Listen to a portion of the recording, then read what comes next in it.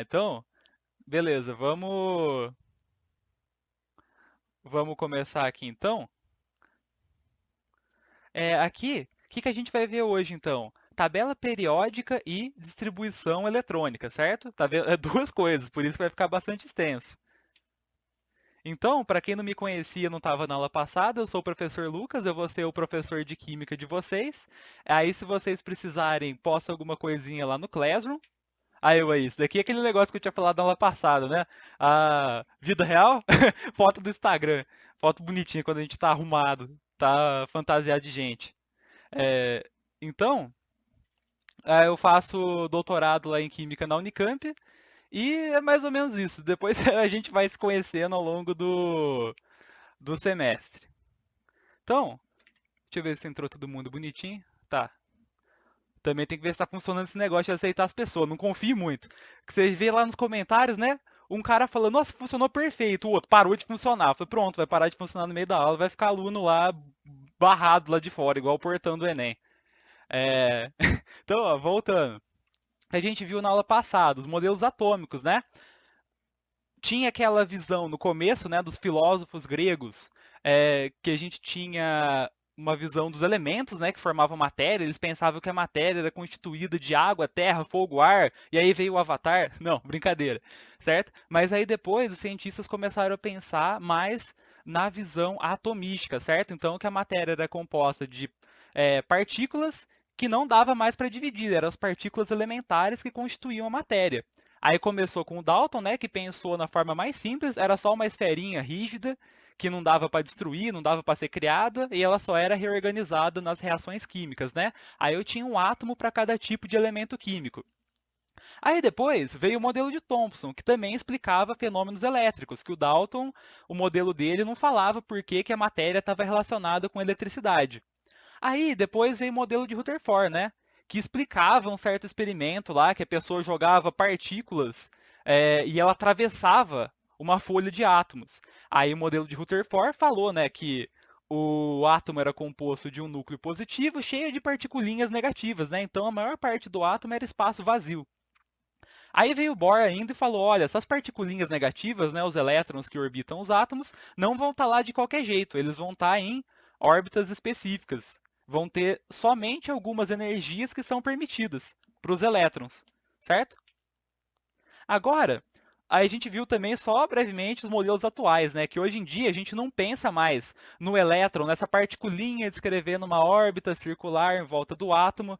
A gente pensa mais em probabilidade, né?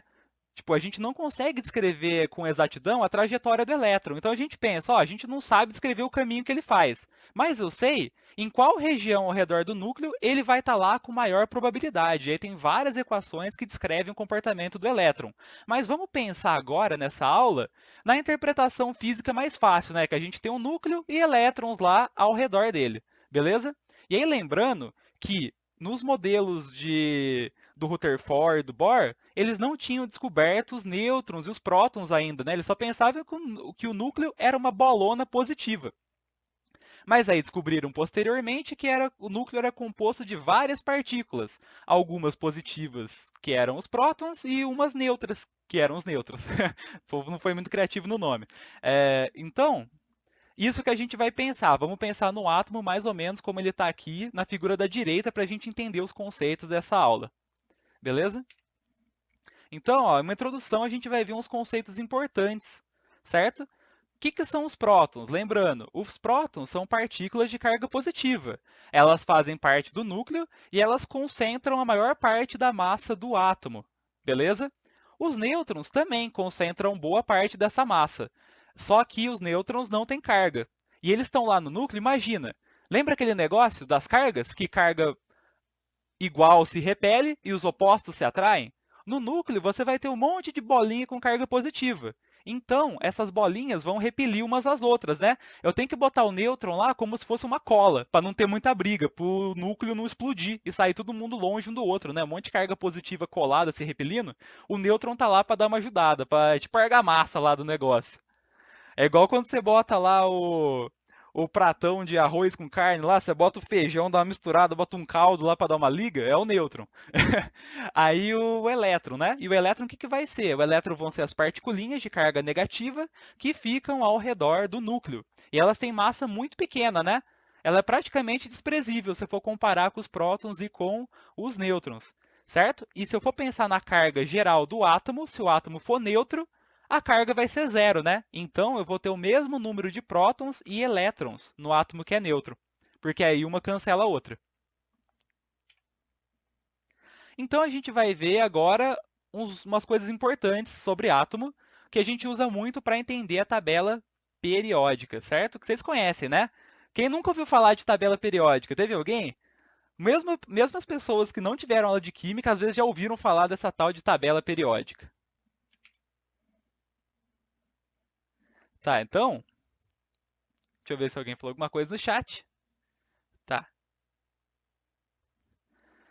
Então, ó, conceitos importantes. O que vai ser número atômico? Vai ser uma coisa importante que a gente vai usar, que ele representa o número de prótons que tem no núcleo do átomo, certo? Então, eu também vou ter um negocinho que chama número de massa. Lembra que eu falei que são os prótons e os nêutrons, que são as partículas mais pesadas, que vão realmente fazer alguma coisa lá, contribuir para a massa do átomo?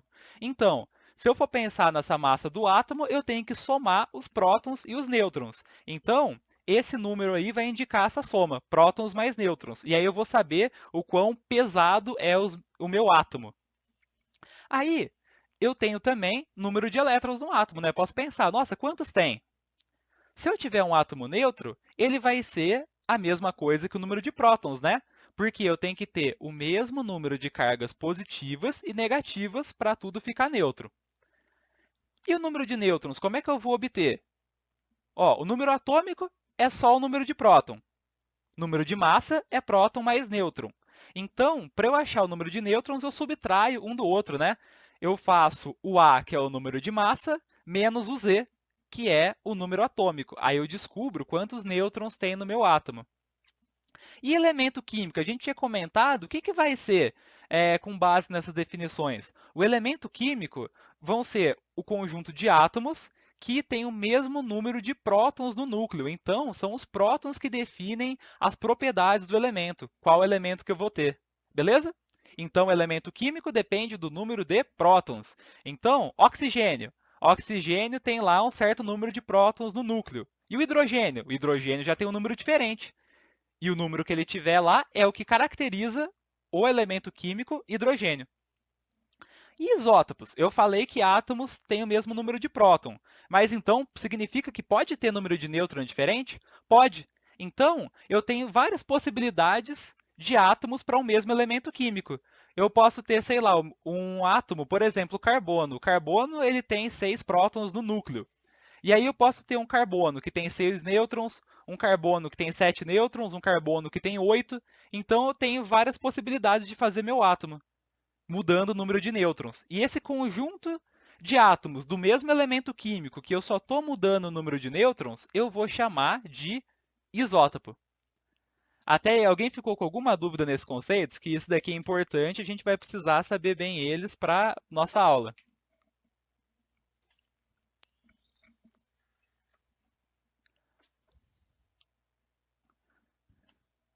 Beleza. Então, agora como que a gente vai representar um átomo? Certo? Porque, por exemplo, o carbono tinha dito que tem vários tipos de átomo de carbono.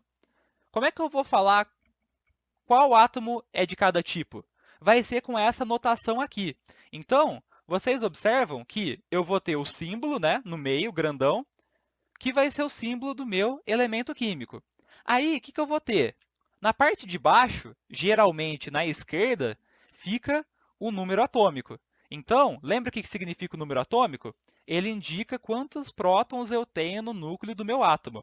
Então, para esse tipo de átomo de carbono, eu tenho 6 prótons no núcleo. Então, todo carbono tem 6. Beleza? Agora, número de massa. O que significa isso? Significa número de próton mais número de nêutron, que são as partículas pesadas que vão dar massa para o meu átomo. Então, significa que eu tenho 12 prótons e nêutrons no meu núcleo, beleza? Então, se eu tenho 6 prótons, né, o número atômico, significa que eu tenho também 6 nêutrons, né? Porque se eu somo os dois, dá 12. E quantos elétrons eu vou ter nesse átomo de carbono? É um átomo neutro. Então, eu vou ter 6 elétrons também. Depois a gente vai ver um exemplo. Quer ver? Ah, uma coisa que é importante também. Esse numerinho de massa, que indica número de prótons, número de nêutrons, ele tem realmente um valor de massa em quilogramas, certo? Igual quando a gente fala 1 tonelada equivale ao quê? Equivale a 1.000 quilos. E 12 unidades de massa aí, desse meu átomo de carbono? Isso equivale a um valor. Ah lá, ó. Esse numerinho que aparece em cima de massa, eu vou chamar ele de U. Essa é a unidade de medida desse número. E esse U, ele vai corresponder a 1/12 da massa de um átomo de carbono 12, que é esse carbono de 6 prótons e 6 nêutrons, certo? Então, esse é o carbono mais comum na natureza. Utilizaram como referência. Então, a referência para medir átomo é essa massa de carbono, essa massa desse átomo de carbono dividido por 12. E aí tem um numerinho ali, que é o que equivale a esse U, tá vendo? Então, ó, é 1,6 vezes 10 a menos 27. Aí vocês veem que a massa do átomo é muito pequena, certo? E aí, ó, todos os átomos vão ser definidos, os números de massa vão ser definidos com base nesse U. Por exemplo, esse carbono aqui, né, o que foi usado como referência, o número de massa dele é 12. Então, significa que a massa desse átomo é 12 vezes isso daqui. Aí eu tenho um átomo de urânio, tá vendo? O 235. Então, a massa dele foi definida, esse 235 é definido com base nesse U. 235 vezes isso daqui, certo? E todos os átomos, então, eu vejo que eles têm um número de massa que foi definido com base nessa referência. Beleza? Então, vamos fazer um exemplo agora para ver se a gente pegou bem. Ó. Como é que a gente vai usar a tabela periódica para descobrir prótons, elétrons e nêutrons no nosso átomo? Eu vou lá e pego e olho lá o quadradinho que tem as informações do elemento químico que eu quero. Por exemplo, eu quero o urânio. Aí eu vejo um tipo de átomo de urânio, que é esse daqui. Aqui, ó, esse átomo de urânio ó, é o 23592. Lembra? O número de massa, então, vai ser o número de cima, que está indicando prótons mais nêutrons. Número atômico é o numerinho aqui de baixo. Ele vai me indicar número de prótons, né? Tá vendo? É a mesma coisa. E os elétrons? Quando eu falo de um átomo assim, eu não coloco nenhum sinal positivo ou negativo, ele é um átomo neutro. Então, se ele tem 92 prótons, tem que ter também 92 elétrons. E nêutrons, como é que eu acho? Eu vou pegar número de massa e subtrair do número atômico, né? Porque aí eu faço total menos prótons. E aí o resultado vai ser o meu número de nêutrons. E aí o que eu tinha comentado, por exemplo, ó, esse átomo, esse tipo de isótopo, né, que a gente chama os diferentes tipos de átomo do mesmo elemento químico, esse isótopo de urânio é o radioativo. É o que a gente quer, por exemplo, para conseguir fazer combustível nuclear. Porque ele se decompõe, né, esse átomo. Agora, esse outro isótopo aqui, ele não se decompõe. Tá vendo? Ele é diferente. Ó. Esse isótopo de urânio muda o número de massa dele. Então, ele também tem 92 prótons no núcleo, mas ele tem, ó, se eu comparar com esse outro tipo de átomo de urânio tem 3 nêutrons a mais. E aí isso faz ele não ser radioativo.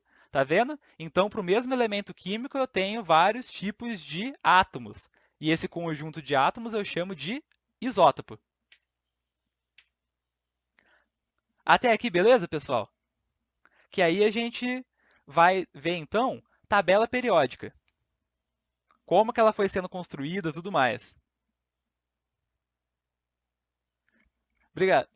Então, ó, como que surgiu a tabela periódica? Não foi do nada. Um cara pegou, acordou um dia e falou: Nossa, tô com uma ideia de organizar os elementos aqui. É isso.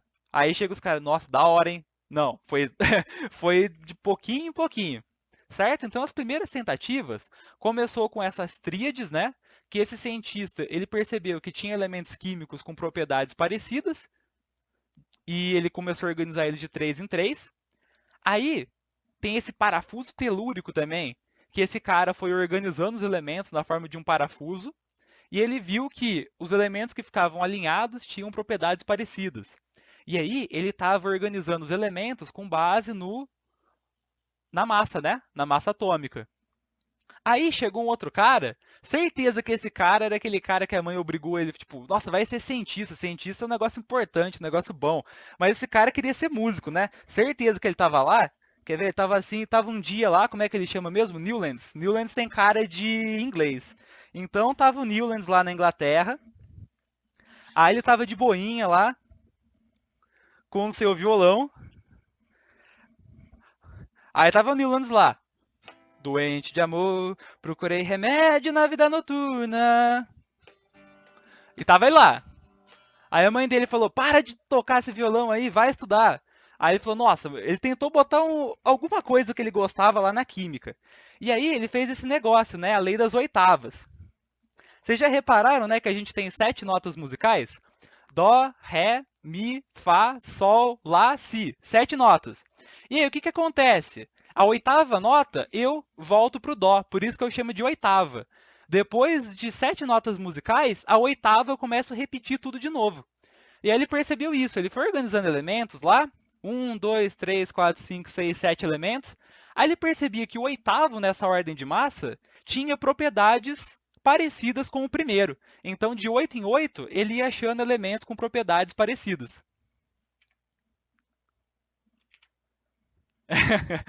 Aí, ó, o que veio depois? O Karl Marx, não, brincadeira, isso aqui parece, né? Às vezes você olha essas fotos antigas e parece tudo a mesma pessoa. O Mendeleev, que é um físico químico, naquela época não tinha muita distinção, não. O cientista russo, ele organizou os elementos, então, de acordo com o número de massa atômica. E aí ele começou a ficar um negócio um pouco parecido com o que a gente conhece hoje em dia. Aí o que ele conseguiu? Ele conseguiu, por exemplo, prever elementos que não existiam. Porque quando você organizava o negócio com relação à massa, surgiam umas lacunas, né? Tinha alguns elementos que ficavam buraco, não eram conhecidos na época. Então ele falou: ah, eu acho que a gente ainda vai descobrir mais elementos químicos. E realmente descobriu. Nos espacinhos lá que ele tinha previsto, descobriram novos elementos químicos. Então já foi um avanço muito grande. Aí depois chegou o Mosley, né? Nossa, aí que cara chavoso. Ó o bigodinho fininho, já naquela época. Vocês falam que é inovação, né? O Mosley lá em 1913, bigodinho fininho, cabelinho na reta, né? E aí ele organizou os elementos de acordo com o número atômico. Aí ele viu que batia, dava mais certinho, né? Com o número de massa ficava meio esquisito, mas ele viu que o número atômico tinha certinho. Tinha um elemento químico para o número atômico 1, para o número atômico 2, para o número atômico 3, 4, 5, e ia seguindo a sequência bonitinho. E aí ficava melhor para organizar. E daí surgiu a nossa tabela periódica atual. Os elementos em ordem crescente de número atômico. Aí ela aí, que bonitinha. Certo? Então, o que vai ser essa tabela periódica? Ó, então, tá vendo as linhas da tabela periódica? Cada linha vai ser o que a gente chama de período, por isso que a gente chama de tabela periódica, né? Tem uma linha de elementos, aí repete, aí vão ter mais uma linha de elementos, que aí vão ter propriedades um pouco semelhantes aos anteriores. Então, a gente tem, atualmente, 7 períodos na tabela periódica. E também a gente vai ter os grupos. O que vão ser os grupos? Os grupos são as colunas da nossa tabela periódica. Beleza? Ali, ó. Então, outra coisa que eu vou ter também é as famílias. As famílias são colunas também, praticamente a mesma coisa que os grupos. A gente só dá um nome um pouco diferente. Tá vendo aqui, ó, que a gente tem, então, ó, se eu contar 1, 2, 3, vamos contar o número de coluninhas aqui, ó. No final a gente tem 18 colunas, certo? Aí eu posso nomear de outra forma, eu posso nomear 1A, 2A. Aí aqui eu pulo esse rebaixado aqui, né, esse barranquinho, e começo aqui em cima. Aí é 3A, 4A, 5A, 6A, 7A. Aí outra forma de nomear. Aí a única coisa disso é que tem nomes para cada coluna, certo? Então, ó, a família 1A, que é o grupo 1, são os metais alcalinos. O 2A, metais alcalinos terrosos. Esses nomes vêm um pouco das propriedades, certo? Alcalinos é porque é um negócio que está relacionado com formação de uma base, né? A gente tem o ácido e a base. É porque esses metais, quando a gente coloca em água, reagem fortemente e vão formar bases. Aí por isso que deram esse nome. Aí, por exemplo, ó, família dos halogênios, a família 7A. Essa família são elementos que formam sais.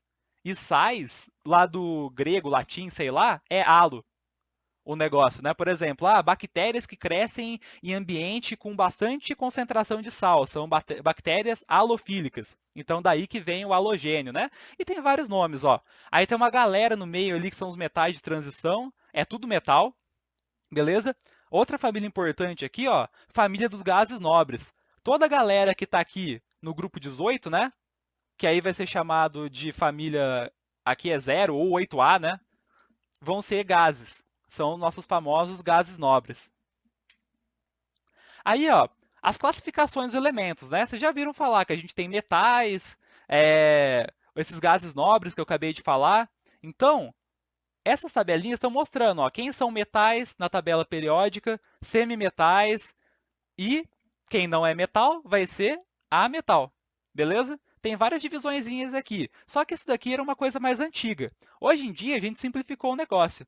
Essa definição nova, então, a gente só é a que é mais comumente usada hoje em dia, a gente só divide os elementos em metais ou ametais.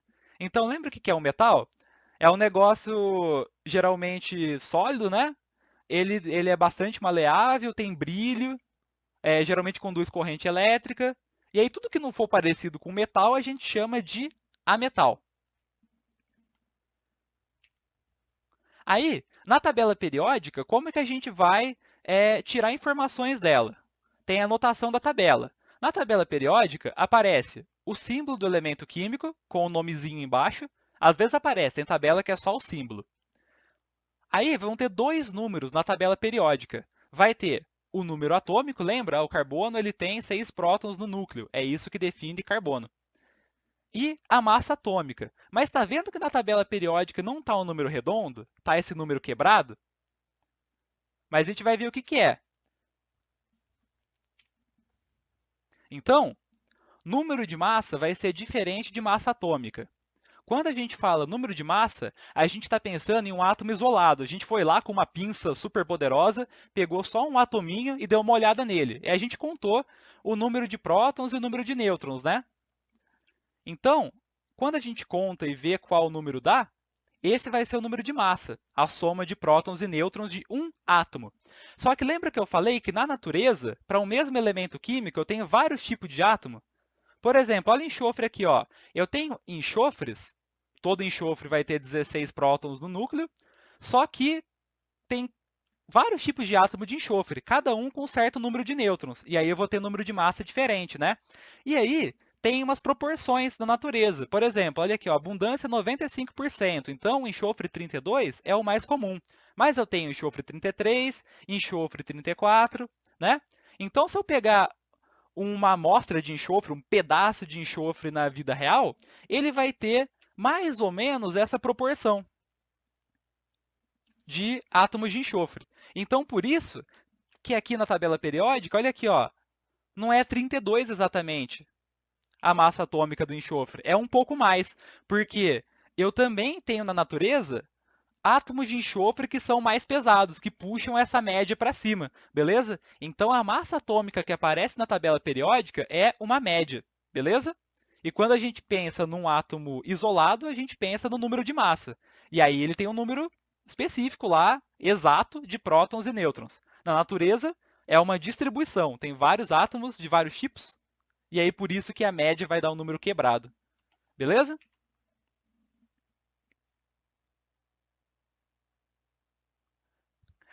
Esse negócio que vocês estão falando aí, como que o povo sabia a massa.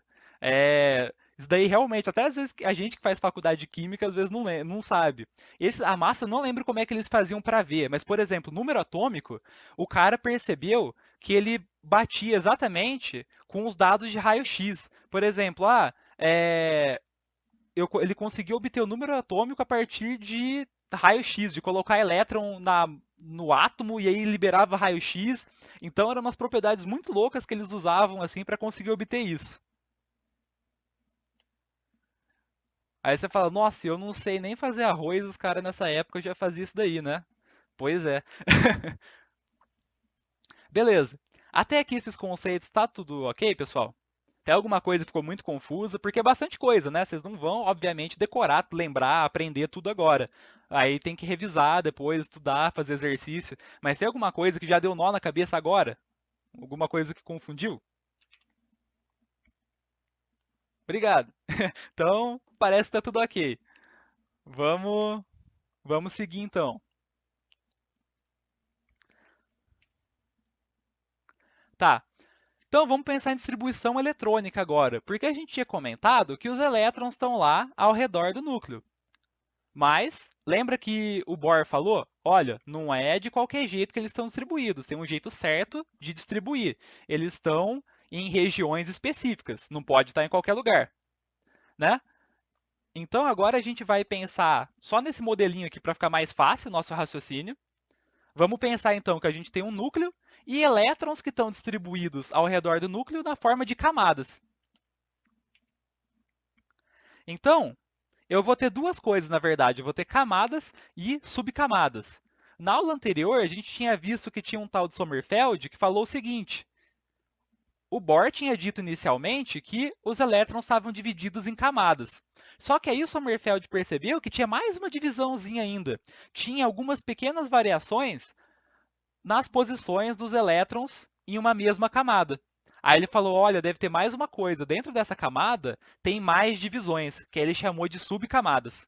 Beleza? Então, a primeira divisão, qual que é? A divisão em camadas. E aí, cada camada sucessiva que eu vou colocando de elétron vai ficando mais longe do núcleo, né? Então, eu coloco um tanto de elétron perto do núcleo, aí vai ficar muito movimentado, já está muito bagunçado, está apertado lá para os elétrons, porque lembra que elétron tem carga negativa, né? Imagina uma galera de partículas lá com carga negativa, elas não curtem umas às outras. Elétron repele elétron. Então, chega uma hora que fica muito apertado. Aí os elétrons passam para uma camada mais externa, que está mais espaçosa. E aí, cada camada ela vai comportar, né? Eu vou poder colocar um número específico de elétrons. Então, eu começo primeiro com a camada que está mais próxima do núcleo, que eu vou chamar de camada 1, ou eu vou usar letras para dar nome nessas camadas. O que é comum, que vocês vão ver nas provas, nos vestibulares e tudo mais, é começar a dar nome pelo K. Então, a primeira camada vai ser a camada K. Por quê? É sempre assim na ciência. Quando você vê um negócio que não tem explicação, é porque um cara também que estudou isso pela primeira vez não fazia a mínima ideia do que ele ia fazer de nome. Ele coloca um nome lá que dá na mente, tipo, ele vira lá, ele tá estudando, aí chega pro irmão dele, ô Cleitinho, que nome que eu dou pra primeira camada? K. Aí, nossa, esse nome é de fuder, hein, Cleitinho? É esse mesmo que eu vou botar. Ele bota K e todo mundo começa a usar depois. Beleza? Então, mas é o K. E aí vem o K, a próxima camada vai ser a camada L, camada M, N e assim por diante. Nos átomos que a gente conhece, chega até a sétima camada, que é a camada Q. Aí cada camada ela vai comportar um certo número de elétrons. Então a gente vê ali na tabelinha, ó. A camada K ela tem 2 elétrons. A camada L ela já aguenta 8, né? Tá mais, ela é um circulinho maior ali, eu consigo botar mais elétrons. Aí depois vai para 18. Aí as outras camadas com 32. E aí depois começa a diminuir. Na verdade, só diminui porque a gente não tem átomo que tem tanto elétron assim. Essas últimas camadas até caberia mais elétron, mas a natureza o que a gente observa é que tem no máximo 8. Então a gente vai usar esses numerinhos aí, né? A gente vai lembrar disso. Camada K, 2 elétrons. Camada L tem 8. Camada M tem 18. E assim por diante, esses numerinhos que a gente vai usar. Mas lembra que eu falei das subcamadas? Que cada camada tem uma divisão também? Então, cada camada ela vai ser composta de uma ou mais subcamadas. Aí, quantos tipos de subcamada eu tenho? Eu tenho 4. Também lembrando que tem mais, mas na natureza a gente só encontra esses 4. A gente não tem átomo com tanto elétron para ter mais camada. Então, 4 tipos de subcamada. S, P, D e F. Cada tipo de subcamada ela vai ter uma certa capacidade de elétrons, né? Então a gente vê na tabelinha, ó. Esse número quântico não precisa preocupar com ele não. Mas aqui, ó, subnível S, ele cabe 2 elétrons. Subnível P, ele cabe 6 elétrons. Aí subnível D, 10 elétrons e assim por diante. Essa figura eu tinha mostrado para colocar a explicação que o Sommerfeld, né, que foi o cara que descobriu isso, tinha dado. Ele falou, olha, eu acho que isso daí é devido aos elétrons não terem uma órbita exatamente circular. Tem uns desvios de órbita e é por isso que a gente tem as subcamadas. Cada subcamada é um desviozinho na órbita. Mas hoje em dia a gente não sabe, a gente sabe que não é exatamente isso, mas a gente pode pensar assim. O que importa é o quanto de elétron que cabe em cada uma. Beleza? Então a gente tem camada e subcamada. Até aqui, beleza? Aí depois vocês vão estudar, né? Quanto que cabe em cada uma, fazer exercício para lembrar, mas tem umas musiquinhas para decorar. Beleza. Então, ó, juntando tudo, olha aqui, ó. Eu tenho camada e subcamada. E o que eu percebo, ó? Eu percebo que a primeira camada, né, camada 1, ela vai ter só uma subcamada do tipo S, né? Olha aqui porque, ó, camada 1, ela comporta 2 elétrons. Então ela deve ser composta de quê? Só de uma camada, de uma subcamada S. A próxima camada, camada L, ela aguenta 8 elétrons. Então, ela é composta de um subnível S e de um subnível P, porque somando as capacidades do S e do P, dá 8. Então, tá vendo? Ó, cada camada que eu vou seguindo aqui, né? Que eu vou obtendo, eu estou colocando um tipo de subcamada a mais. Tá vendo? Aí depois aqui eu volto a diminuir. Então, essa capacidade, esse número máximo de elétrons, surge desses números de elétrons das subcamadas. Então, ó, camada 1, ela tem um subnível S. Camada 2 tem um S e um P. A 3, ela tem o S, P e D. E aí, se eu somar todos esses numerinhos aqui, eu obtenho a capacidade máxima da camada. Até aí faz sentido? E isso a gente vai usar muito. Vai ser desse diagraminha aqui que a gente vai tirar a nossa distribuição eletrônica. Beleza. Então, ó, quem que foi uma das pessoas lá que estudou, viu esse negócio? Um deles foi o Linus Pauling. Engraçado que aqui no Brasil a gente lembra do Linus Pauling. Nos Estados Unidos nem não é. Se você colocar em inglês esse negócio, diagrama de Pauling, não vai achar. Mas aqui a gente chama de diagrama de Pauling, que é um negócio bastante famoso na química. E aqui, ó, a gente vai lembrar de um negócio para decorar esses números, o diagrama, né? É só lembrar, não pare... Pra mim, não sei, na minha cabeça, Linus Pauling tem nome de DJ. Imagina, ó, DJ Linus Pauling.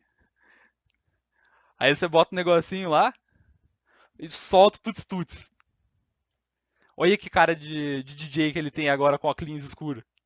Só faltou uma jaqueta de couro e uma blusa branca ou preta, assim. Todo DJ, se olhar na foto de álbum, ele tá assim. Agora, como é que a gente vai decorar esse negócio aqui? Vocês já ouviram falar de festa de faculdade?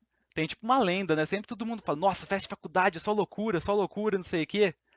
Eu não fui muito, mas tem umas que eu fui que o negócio foi bem fora de controle. Eu tenho azar, toda festa que eu fui era descida.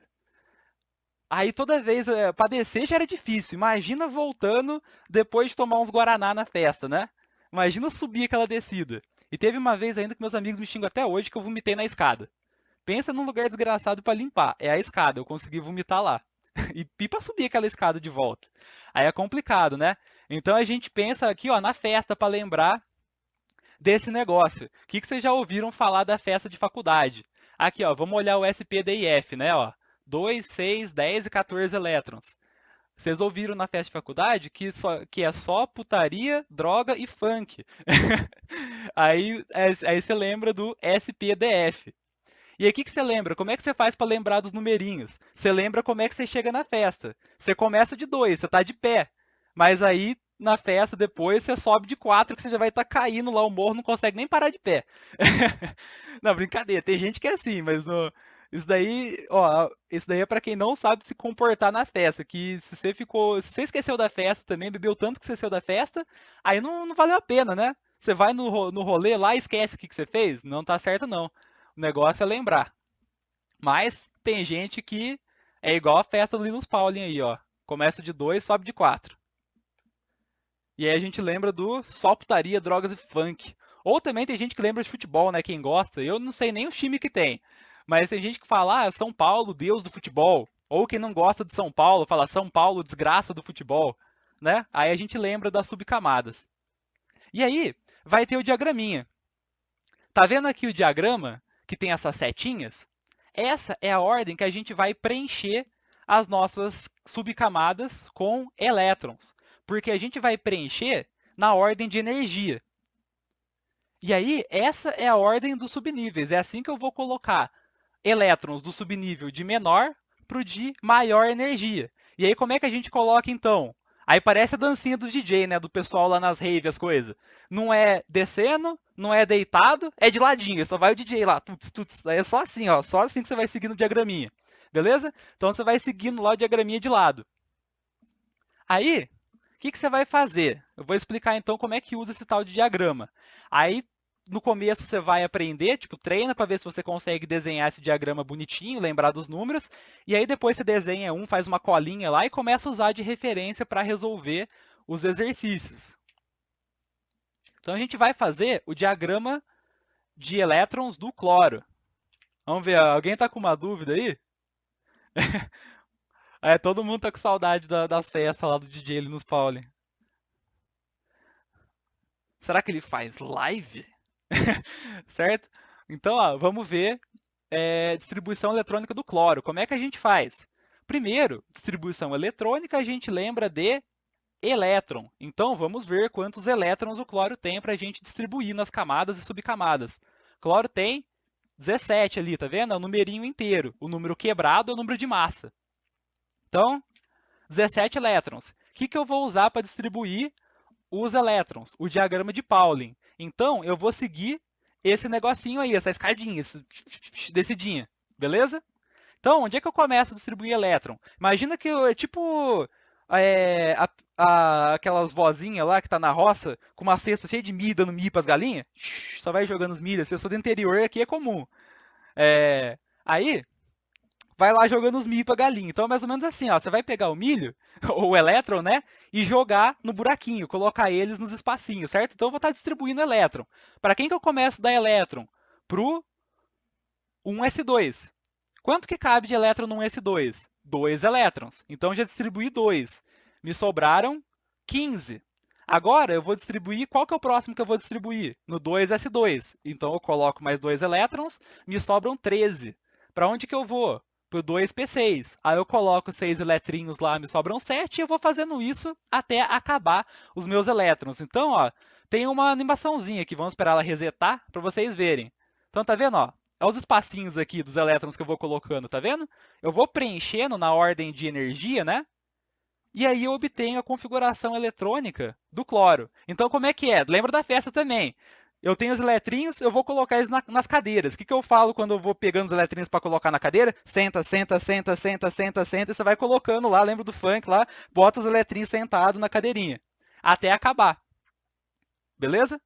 Até acabar os meus elétrons. Aí como é que fica a distribuição eletrônica do cloro? A distribuição eletrônica do cloro vai ficar assim, ó. Tá vendo? Eu vou seguindo a ordem. Acaba quando eu chego no 3p. O 3p cabe 6 elétrons, mas eu só tenho 5 para colocar. Então, na hora que eu vou escrever a distribuição eletrônica do cloro, fica 3p5, porque eu só coloquei 5 elétrons na subcamada 3p. E aí, tá vendo? Eu posso escrever de outro jeito. Eu posso colocar essa distribuição eletrônica na forma de uma linha, que eu chamo de configuração eletrônica condensada. Então, eu vou escrevendo as subcamadas na ordem que eu preenchi. E aí eu escrevo isso na forma de uma linha, ao invés de escrever na forma desse diagraminha. Então, isso daqui, depois vocês pegam na internet, tem vários exercícios, eu acho que na lista deve ter também, né? Que vocês fazem distribuição eletrônica e depois vocês veem se vocês acertaram bonitinho, porque distribuição eletrônica é treino, beleza?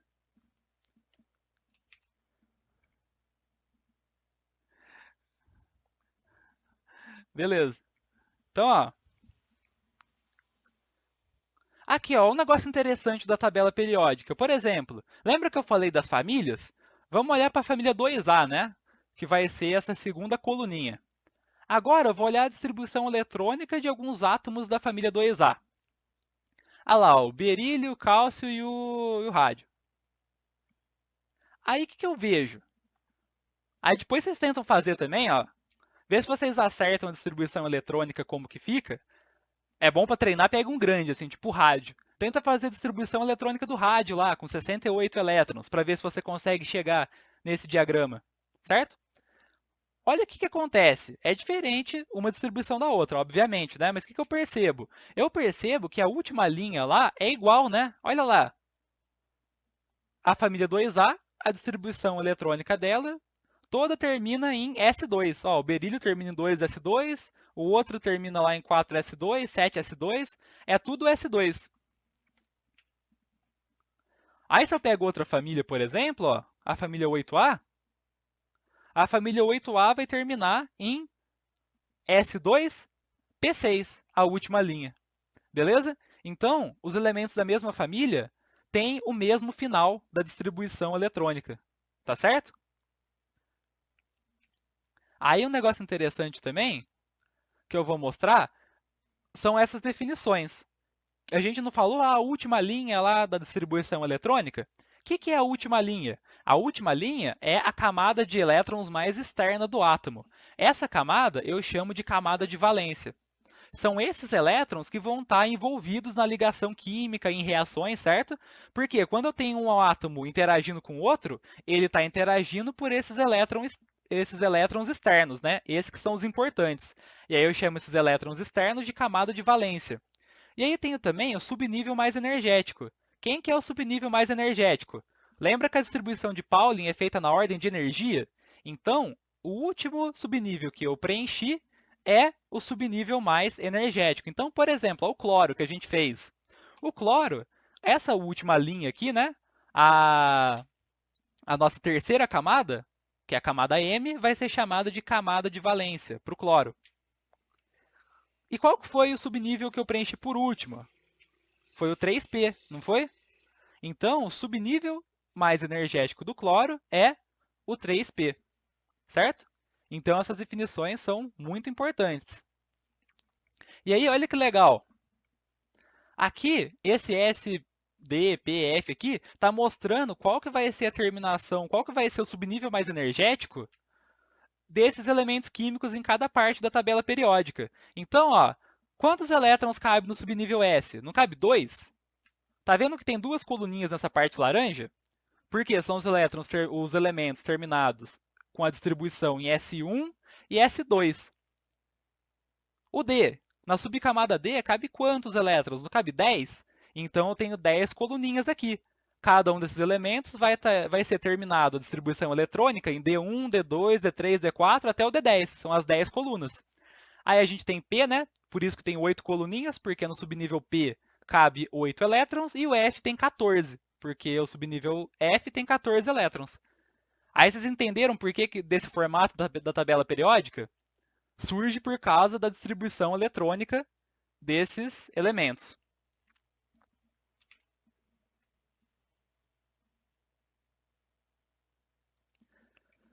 Então vamos ver agora a próxima coisa. Ó, pensei na distribuição eletrônica de átomo. Lembra que eu falei que tem átomo que é carregado? Eu estava falando de átomo neutro e átomo com carga. Esses átomos que têm carga a gente chama de íons, né? Então, o que a gente perde no átomo são elétrons. Então, a gente pode perder ou ganhar elétrons, não prótons. A gente só vai mexer em próton quando é reação nuclear, então a gente não está vendo isso agora. Então, a única coisa que aumenta ou diminui é o número de elétrons. Quando o átomo tem mais elétrons do que próton, está desbalanceado, né? Ele vai ficar negativo. Beleza? Opa, eu acho que está trocado na imagem, né? Pois eu tenho que trocar a legenda desse negócio aqui, tá ao contrário, tá vendo? Íon positivo, tá um troço lá com um monte de elétron, tá com o nome errado esse bichinho aí. Pois eu troco. Então, quem tem mais elétron é íon negativo, né? E quem tem mais próton do que elétron é um íon positivo. Aí como é que eu faço? O íon, ele perde ou ganha elétron. Da onde que eu vou tirar ou colocar elétron? Vai ser sempre na camada de valência. Então, ó, por exemplo, eu tenho o ferro. O ferro ele tem número atômico 26. O que significa? Que ele tem 26 prótons no núcleo. Eu estou pensando no ferro neutro. Então, se o ferro é neutro, ele tem 26 prótons e 26 elétrons para balancear a carga. E aí eu vou usar meu diagrama de Pauling e fazer distribuição eletrônica de 26 elétrons. E aí vai ficar com essa cara aí. Agora, imaginemos que a gente quer o ferro 2+. O que é o ferro 2+? É um ferro que tem duas cargas positivas em excesso. Como é que eu faço para ter duas cargas positivas em excesso? Vou colocar próton? Não! É sempre elétron. Então, para ficar com carga positiva em excesso, tem que remover carga negativa. Elétron, né? Então, eu tiro 2 elétrons para ficar com carga 2+. Então, o ferro 2+, tem só 24 elétrons. O que eu vou fazer? Eu vou fazer a distribuição eletrônica tudo de novo com 24 elétrons? Não, não é assim que a gente faz a distribuição eletrônica de íon. A distribuição eletrônica de íon, eu vou ter que identificar quem é a camada de valência do átomo neutro e remover elétrons de lá. Então, ó, quem que é a camada de valência? Não é a camada 4 para o ferro? Então, eu vou ter que retirar elétrons dessa camada 4 primeiro. Então, quantos elétrons eu tenho lá? Eu tenho 2, né? Porque eu tenho a subcamada S, com 2 elétrons lá, tudo preenchidinho, bonitinho. Então, o ferro 2+, eu vou tirar 2 elétrons da camada de valência. Então, eu tiro esse 4s2, tá vendo? E aí, essa vai ser a distribuição eletrônica do íon. Beleza? Aí, ó, e se for um íon de carga negativa, por exemplo? Ó, o enxofre. O enxofre, ele é essa distribuição eletrônica aqui, com 16 elétrons. Qual que é a camada de valência? Camada 3. O que eu faço? Eu vou colocar 2 elétrons, então, na camada 3, para fazer o S2-. Então, ó, a camada 3 ainda tem espacinho lá no subnível 3p, né? Tá 3p4. Então, eu vou lá e coloco 2 eletrinhos. Beleza? Então, para íon, eu vou ter que fazer a distribuição eletrônica do átomo neutro e remover ou adicionar elétrons na camada de valência. Não é seguindo o diagrama de Pauling. Certo? Então, íon tem que lembrar disso daí. Até aqui, beleza, pessoal? Que aí a gente vai ver a última parte da aula, que são as propriedades periódicas.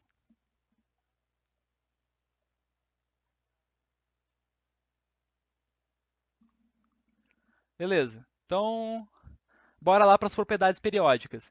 O que são propriedades periódicas? A gente lembra do nome? Vão ser propriedades que estão lá relacionadas com a nossa famosa tabela periódica.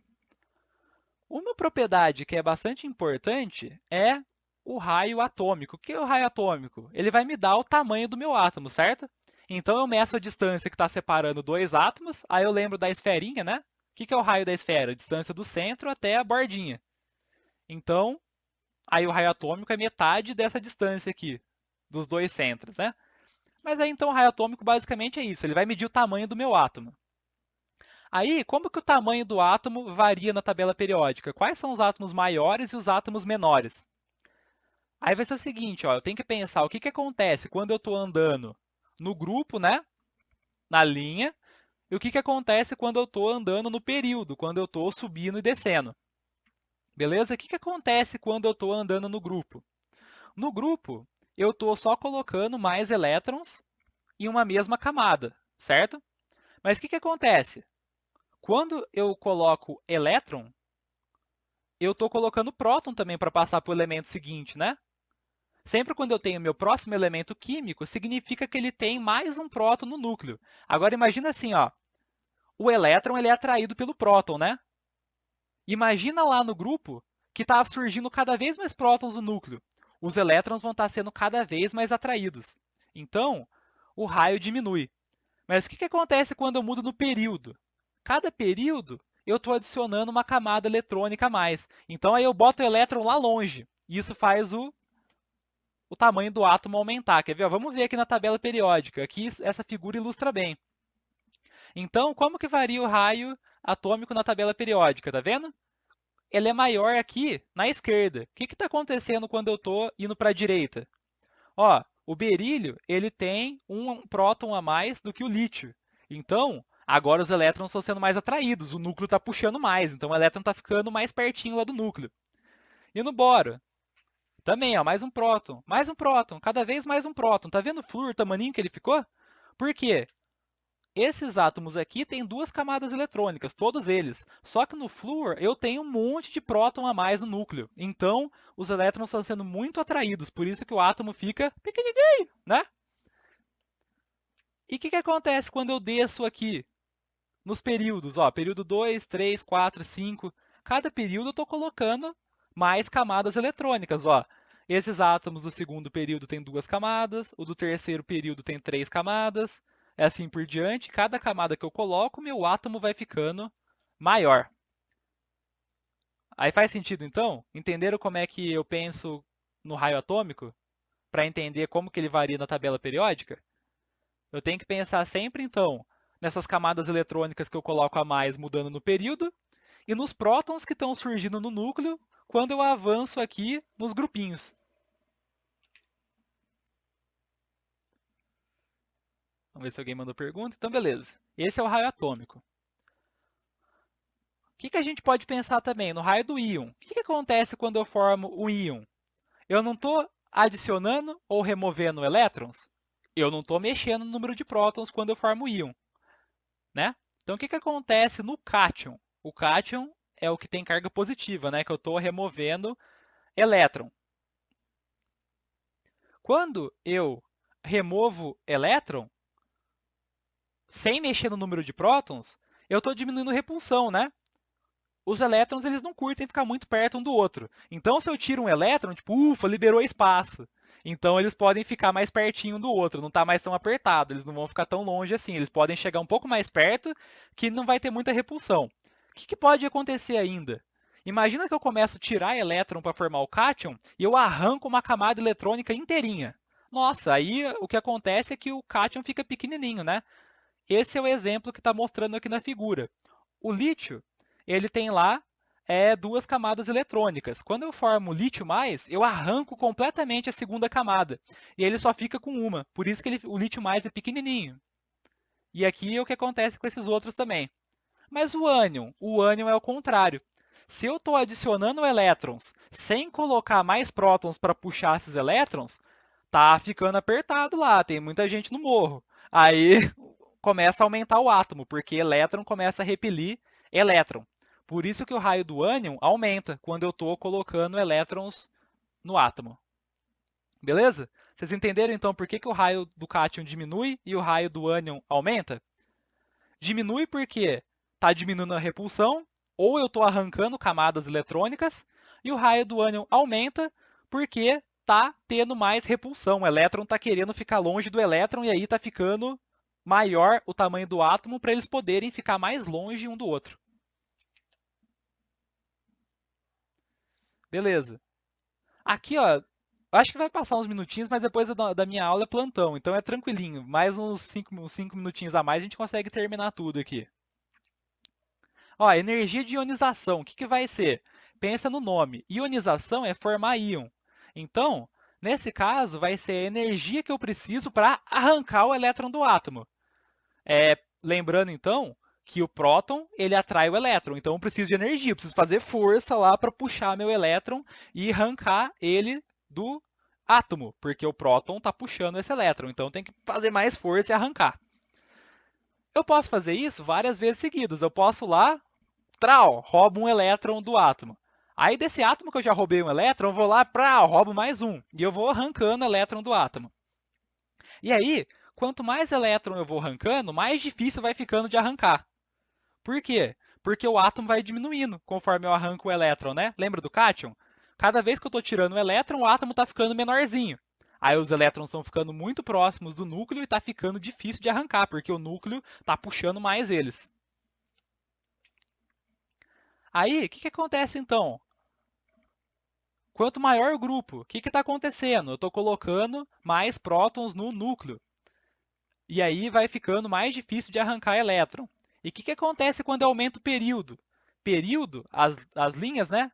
Cada próxima linha que eu estou avançando, eu estou colocando mais camadas eletrônicas. E aí o elétron está mais longe, está mais fácil de arrancar. Beleza? Elétron mais externo. Então, aí eu vejo aqui a tendência da energia de ionização, tá vendo? Ela vai aumentar. Vai ser mais difícil arrancar o elétron. Quanto mais para a direita eu vou, porque eu estou colocando mais prótons. E ela também aumenta quando eu tenho menos camadas eletrônicas, porque um átomo com pouca camada eletrônica, o elétron está pertinho do núcleo, e aí é difícil de arrancar. Aí eu tenho outra coisa, que é o oposto. Na verdade, não é muito bem o oposto, mas quase isso. Ó, afinidade eletrônica. O que é afinidade eletrônica? É a energia que eu vou liberar quando eu dou o elétron para o átomo. Ou também, às vezes, eu preciso fornecer energia para o átomo querer aceitar esse elétron. O átomo pode gostar ou não do elétron. Então, às vezes, eu preciso dar energia para isso, né? Pegar, pau, dar um murro lá, né? Jogar o elétron no átomo para ele ficar com esse elétron.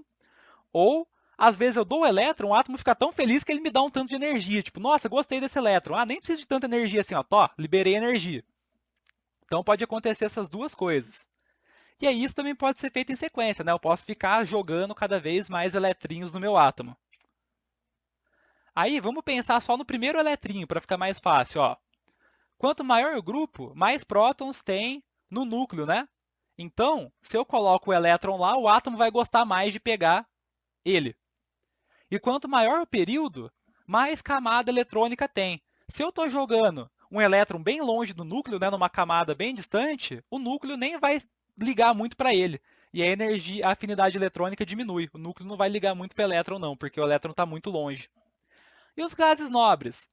Os gases nobres, eles já têm a camada de valência, né, a última camada, completa. Já está tudo preenchidinho o elétron, está bonitinho, não tem por que ele pegar mais elétron. Aí o gás nobre não gosta de elétron, beleza? Aí isso que a gente vai chamar de regra do octeto, vai sair um negócio lá que a gente vai usar. Porque os átomos gostam de ficar com 8 elétrons na última camada. O gás nobre já tem, então por isso que ele não quer pegar mais.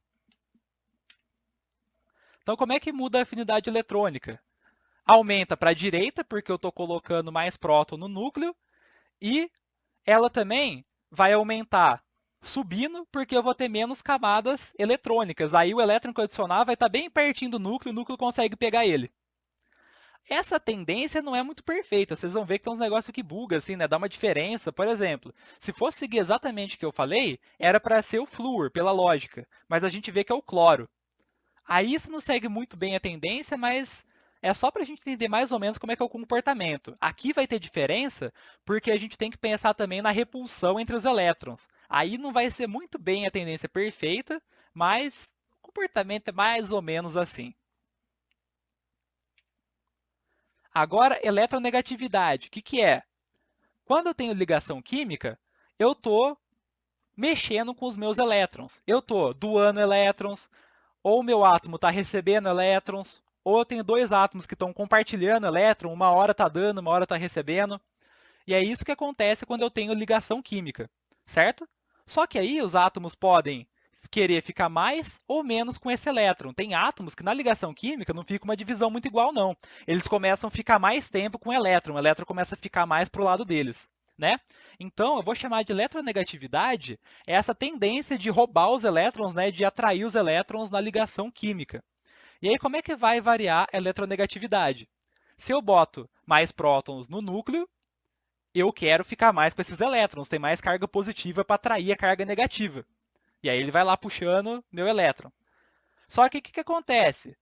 Se eu vou para o próximo período, eu coloco mais uma camada eletrônica. Aí o elétron vai estar lá longe. Aí fica difícil de eu puxar ele, né? Aí por isso que a eletronegatividade diminui no período. E a gente vê a tabelinha, né? Olha lá. Tá vendo? A eletronegatividade aumenta indo para a direita, porque eu estou colocando mais prótons no núcleo quando eu ando para a direita. E ela aumenta subindo aqui na tabela periódica, né? Porque eu tenho menos camadas eletrônicas, os elétrons vão estar mais pertinho do núcleo, fica mais fácil do núcleo atrair eles. E aí, por que eu não estou considerando a eletronegatividade da última camada? Porque, lembra, são os gases nobres. Eles já têm a quantidade de elétrons que eles precisam, tá perfeitinho, então não tem por que eles darem nem receberem elétrons. Eles querem ficar desse jeito. Então, a eletronegatividade dos gases nobres é praticamente nula. Eles não curtem elétron, não. E aí o flúor vai ser, né, o elemento mais eletronegativo. Um elemento bem pequenininho com bastante próton no núcleo. Agora, reatividade. O que vai ser a reatividade? Na reação química, como eu falei, eu vou ter que dar elétron ou eu vou ter que receber elétron. Ou também compartilhar, né? Mas aí, quanto melhor eu faço isso, mais reativo vai ser meu átomo. Então, se eu tenho um átomo que doa elétron muito bem, ele vai ser bastante reativo, vai acontecer mais fácil a reação química. Mas se eu tiver um átomo também que adora receber elétron, ele vai reagir bastante também. Certo? Essas duas coisas fazem o átomo ficar mais reativo. E aí, lembra então, vamos pensar no gás nobre. O gás nobre vai querer reagir? Não vai, porque eles têm a camada de valência, a última camada completa. Eles não têm por que perder esses elétrons e nem querem ganhar mais, porque aí não vai ficar mais completo. Então, como é que muda a reatividade? A reatividade vai ser maior nas pontas da tabela periódica, né? Por quê? Esse rapaz aqui de baixo, que no caso vai ser o frâncio, ele tem bastante camada eletrônica, certo? Os elétrons dele da última camada estão lá longe do núcleo. Então, ele tem tanta camada eletrônica que é muito fácil tirar esse elétron. O frâncio é um dador excelente de elétrons. Agora, o flúor. O flúor já é um átomo muito pequenininho. E em comparação com os outros átomos do período dele, ele tem muito próton no núcleo. E aí, o elétron dele está grudadíssimo. E se chegar mais um, ele quer. Não, pode dar. Eu tenho núcleo aqui que atrai bastante seu elétron. Pode chegar mais. E aí o flúor vai ser bastante reativo. Então a reatividade vai aumentar nessas pontinhas, vai aumentar aqui na diagonal, né? E aqui no meio os elementos não vão ser tão reativos assim. Beleza?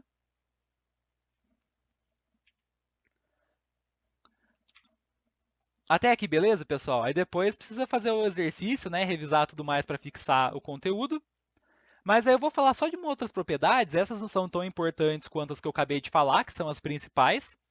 Mas tem essas outras que às vezes aparecem, então eu só vou dar uma mencionada. Ó, estado físico.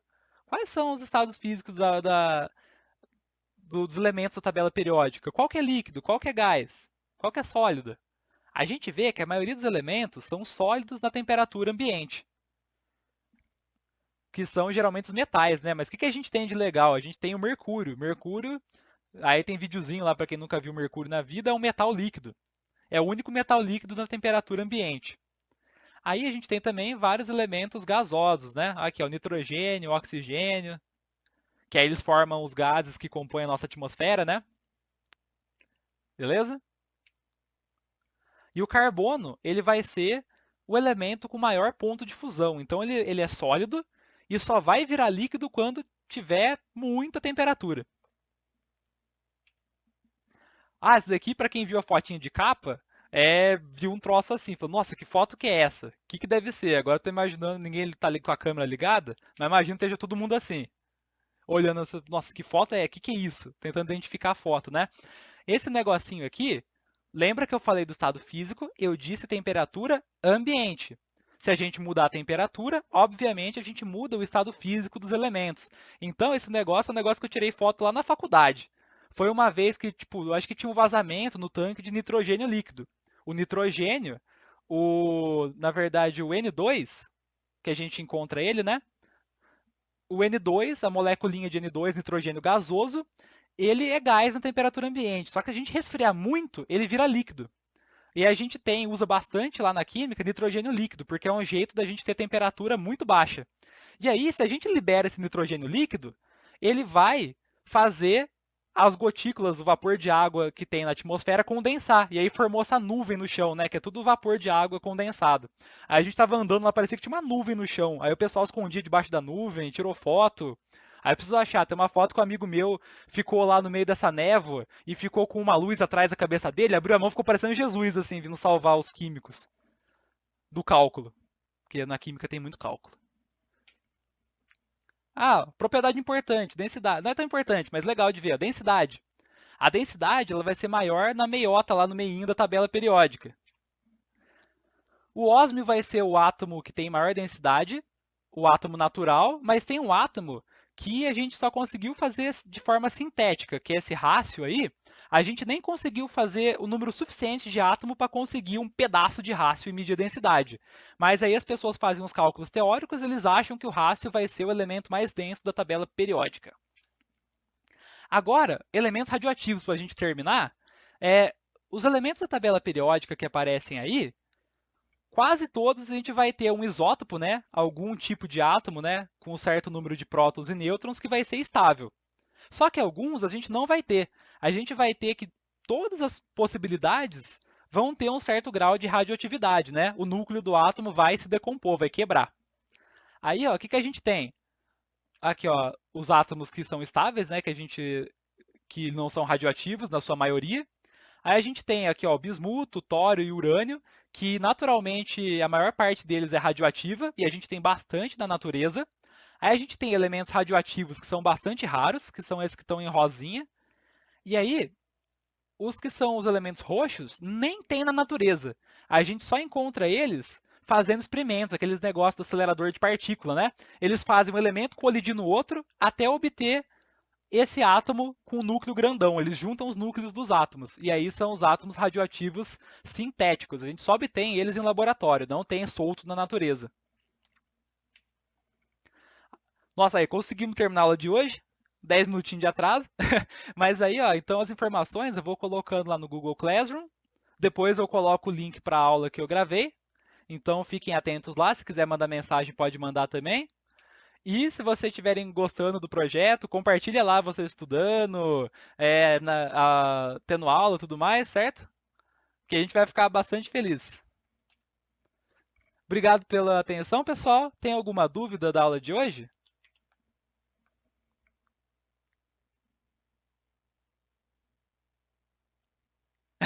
Obrigado, gente. Tipo, aí o slide lá, eu fiquei. É um negócio que eu não consigo, fico um tempão lá, falando, não, tem que fazer o slide bonito. Fico o dia inteiro lá fazendo slide, falo, não, essa setinha, eu acho que ela precisa ser um pouquinho maior pra cá. Aí eu fico lá brincando com o slide. Procurando GIF na internet, eu coloco lá GIF de gato na festa. Eu procuro o gato mexendo lá. Mas que bom que vocês gostaram então. Para isso que a gente faz aula bonitinha. Tá, agora vocês têm plantão, né? Para quem vai querer ter plantão, acho que de espanhol, não, biologia, plantão de biologia. Então não vou segurar vocês mais não, senão o professor de biologia vai matar eu. Beleza? Obrigada, gente.